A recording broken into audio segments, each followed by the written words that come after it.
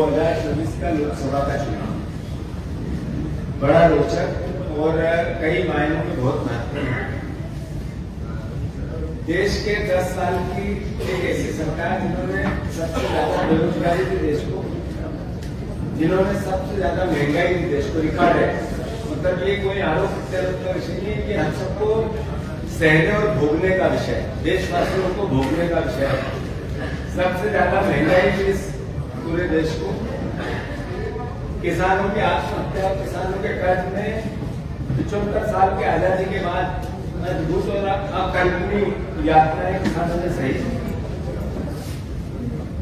जैसा कि मैंने कहा कि ऐसा एक वर्ग वो किसी भी क्षेत्र का हो जो इस 10 साल में सरकारी यात्राओं से जिसने अपने आप को परेशान होते हुए नहीं देखा, इस के बाद का ये चुनाव।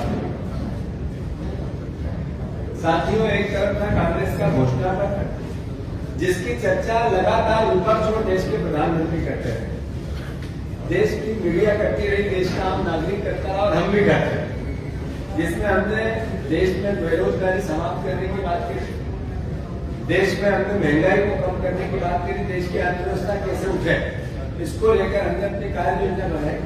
हमने किसानों के दर्द को भी उस वचन पत्र में सहा और उसको सुधारने के लिए समाधान दिया। ऐसा एक क्षेत्र नहीं है जिसमें 5 न्याय और 25 गारंटियों की बात नहीं, और उसी की चर्चा देश के प्रधानमंत्री, बीजेपी और मीडिया ने की। मैं सोचता हूं कि ऐसे में बीजेपी का वचन पत्र क्या था या घोषणा पत्र क्या था, शायद आज भी इसकी हम चर्चा करें तो मीडिया का भी एक बहुत बड़ा वर्ग उसको नहीं बता सकता।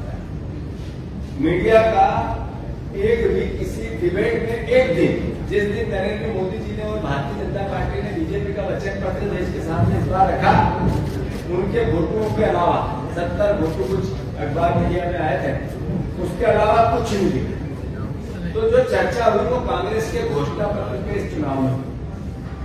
जैसा मैंने कहा कि इन सब के बावजूद देश में जिस तरह की परिस्थितियां थी, देश के प्रधानमंत्री के वक्तव्य कैसे आए, जो अंतिम वक्तव्य उनका आया वो हमने सबने देखा कि गुस्से में वो कह रहे हैं कि नरेंद्र मोदी अगर बोलने लगा फिर मैं चुप हूं, तो क्या बोले वो हम सब प्रविदित है।